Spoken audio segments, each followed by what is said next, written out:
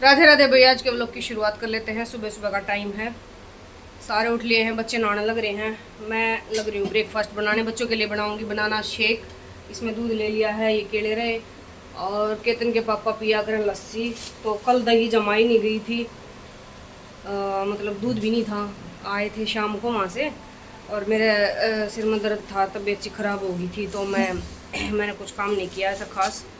बस सो गए थे, थके हारे आए थे, खाना वाना खा के सो गए थे। तो अब ये दही लेके आए हैं बाहर से, बहुत बढ़िया दही मिल जाकर ताज़ी। तो इसकी बनाऊंगी लस्सी, और कुछ सब्जी मंगवाई है, सब्जी बिना रही थी, घिया टमाटर वगैरह। तो देखूंगी सब्जी बनाऊंगी या रायता। और आंटी लग रही हैं झाड़ू पोछा करने, देखो पीछे दिख रही होंगी, पोछा लगाते लगाते जाली हैं। साफ़ सफाई हो चुकी है, बस थोड़ा ये सामान फैला हुआ है, सूट साट इधर उधर फैले पड़े हैं सामान, जो कल ये पर्स वगैरह। यहाँ पे भी कुछ ड्रेसिंग टेबल पे चीज़ें फैली हैं, ये एक बार बाद में संगवाऊंगी। पहले हम ब्रेकफास्ट बना लें, नहा धो लें, उसके बाद देखते हैं। ये हो गया भाई बनाना शेक तैयार। मनन नहा चुका है। मनन हेलो कर। उल्टी टी शर्ट पहन ले बेटा शायद। ले आ जाओ दोनों इधर। केतन भी नहा लिया, होमवर्क करने बैठ गया है, 2-3 दिन रह गए बस छुट्टियाँ के। पी के बनाना शेक कर काम कर लो। ये हो गई भाई केतन के पापा के लिए लस्सी तैयार, और वो चले गए हैं शायद नहान। मैंने सुबह चाय पी ली थी भाई, चाय के साथ ये पेड़े खा लिए थे वृंदावन तले आए हुए, बहुत स्वाद है। किसी ने खाने हो तो आ जियो। जय श्री राधे। सुबह की पूजा पाठ कर ली भाई, जय श्री राधे। ये बनाऊँ खाना, सब्जी बनाऊंगी, रोटी बनाऊंगी।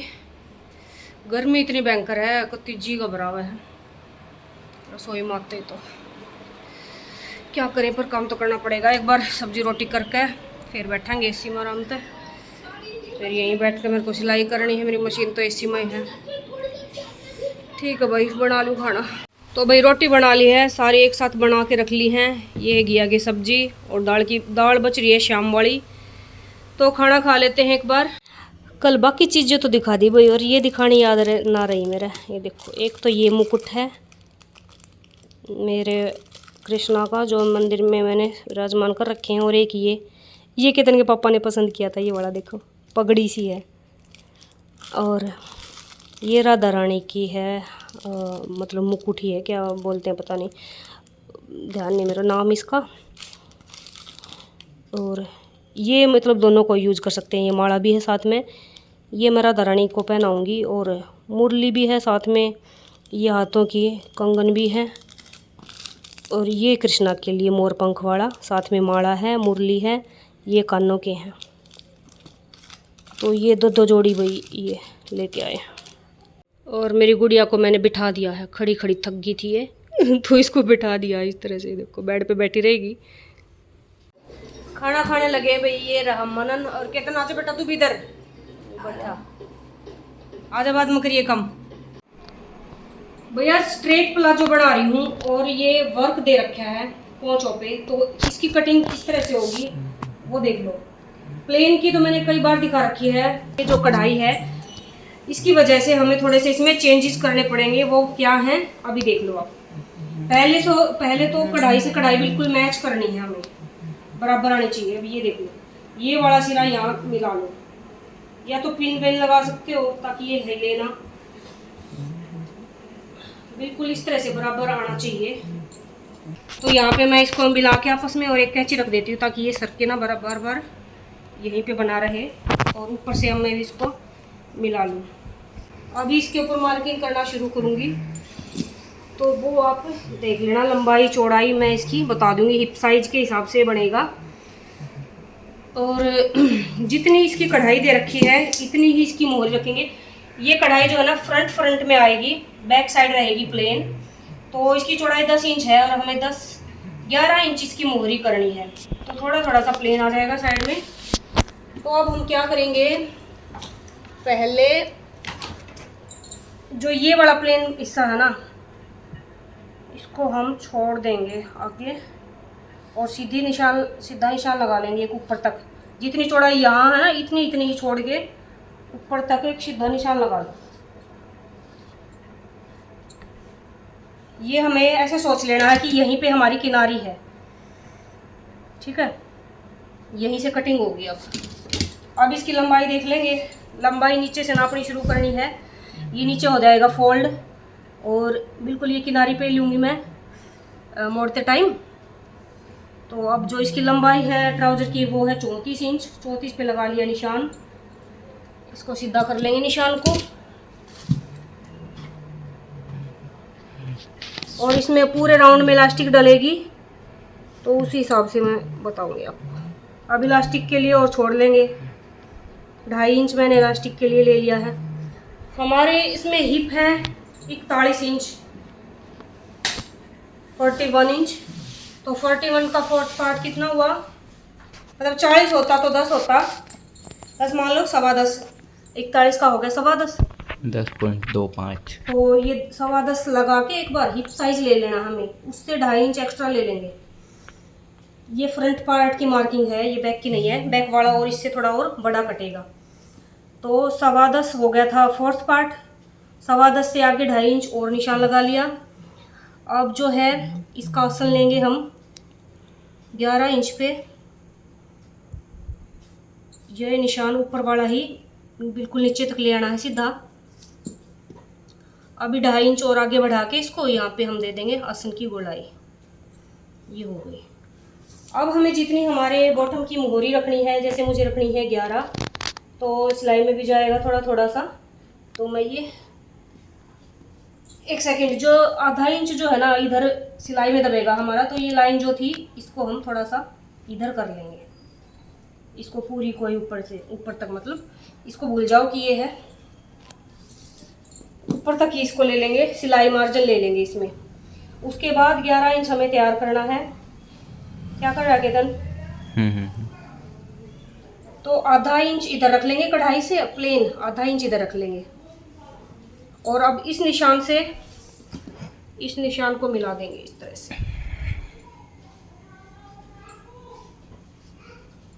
और जो ये फोल्ड होगा ना, ये थोड़ा सा इस तरह से तिरछा लगाना है। इधर से सीधा लगा सकते हैं, उस साइड से जहाँ सेंटर की सिलाई आएगी वहाँ तिरछा लगाना। तो ये हमारी फ्रंट पल्ले की मार्किंग होगी है। अब इसके ऊपर से मैं कर लेती हूँ कटिंग।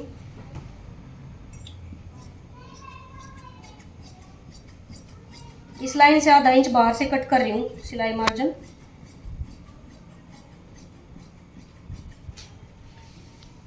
और ये हो गया हमारा ऊपर इलास्टिक डालने के लिए।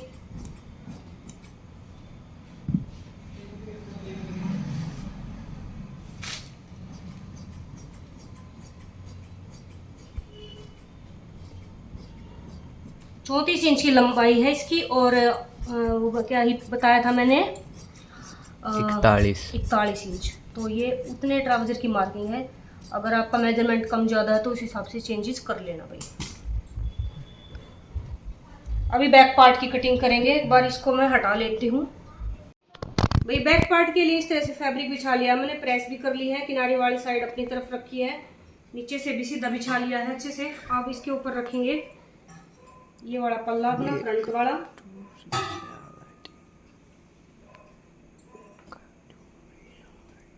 इस तरह से इसकी भी किनारे को छोड़ दो, क्योंकि किनारे में खिंचाव होता है, फिर वो फिनिशिंग से नहीं बनेगा। तो इसको मैंने सीधा का सीधा ही इसके ऊपर रख लिया है। अभी इसमें क्या चेंजेस करने हैं वो आप देख लेना। पहले तो ये जो हमारा फोल्ड करने का है, इसकी सीध में एक निशान लगा लिया। अब जो हमारा ये फैब्रिक है, इसके सीध में भी निशान लगा लिया, इसके में भी लगा लिया। तो अभी हमें क्या करेंगे, जो ये पॉइंट है ना ये हमारा, तो इसको हम सीधा यूँ ले आएंगे ऊपर तक, और 2.5 इंच ज़्यादा लेंगे फ्रंट से।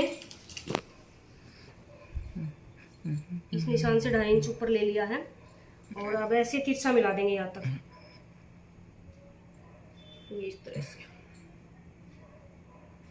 ये इसमें भी इलास्टिक का साथ में ही हो गया है। और अब इस पॉइंट से 2 इंच आगे लेंगे। अब यहाँ पे दो के वहाँ पे डाल लिया था। बैक आसन की गोलाई दे दी है, और इस जगह पे लेंगे 1.5 इंच ज़्यादा। अभी इन पॉइंट को मिला देंगे इस तरह से। ये है बैक पार्ट की मार्किंग, और फिर इस निशान को फिर से ऐसे तिरछा। अभी इनके ऊपर से हमें कटिंग करनी है। ये इस तरह से भाई।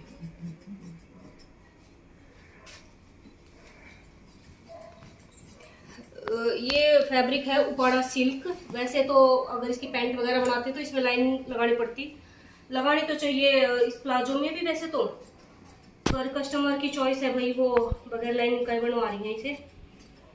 और वो हमेशा अफगानी सलवार बनवाया करें, पर इस फैब्रिक जो ये उपाड़ा सिल्क है ना, इसकी अफगानी सलवार अच्छी नहीं लगती बिल्कुल भी, क्योंकि ये बैलून की तरह फूला रहता है नीचे से, फिर अफगानी सलवार बन जाती है ना इसकी, तो वो सलवार की शेप अच्छी नहीं आती, गुब्बारे की तरह यूँ फूली फूली रहती है, बेकार लगती है। तो इस वजह से इसका उन्होंने स्ट्रेट प्लाजो बनवाया है। पैंट वो पहनती नहीं है और नई सिंपल सलवार पहनती है जो पटियाला होती है वो। तो दूसरा ऑप्शन अफगानी सलवार के अलावा उनके पास स्ट्रेट प्लाजो का ही बचा। तो ये हो गई भी हमारे प्लाजो की कटिंग होगी, सिलाई करूँगी कल। बताना भाई समझ आया या नहीं, बन जाने के बाद फिर मैं आपको ये दिखा दूँगी। और स्टिचिंग बोलोगे दिखाओ इसकी, तो स्टिचिंग दिखाऊंगी, क्योंकि कल सिलूँगी मैं इसको। तो अगर आपने कमेंट किया तो मैं कल इसकी स्टिचिंग की वीडियो भी रिकॉर्ड कर लूँगी। ठीक है भाई, शाम का टाइम हो गया है, चाय बना के ले आई हूँ साथ में टेस्टी, और ये है वही वृंदावन का पेड़ा, खा लेती हूँ एक बार।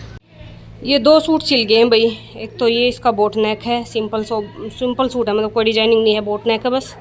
और एक ये है लाइनिंग वाला, ये वृंदावन जाने से पहले उस दिन काटे थे, वो वाले आज सिल गए हैं। इसकी बाजू इस तरह की है, रजनी का सूट है ये, उसने ये फ़ोटो भेजा था बाजू का। इस तरह का डिजाइन बनाया है, बीचों बीच कट दे के, और यहाँ तक 5 इंच ऊपर से बंद कर दिया है।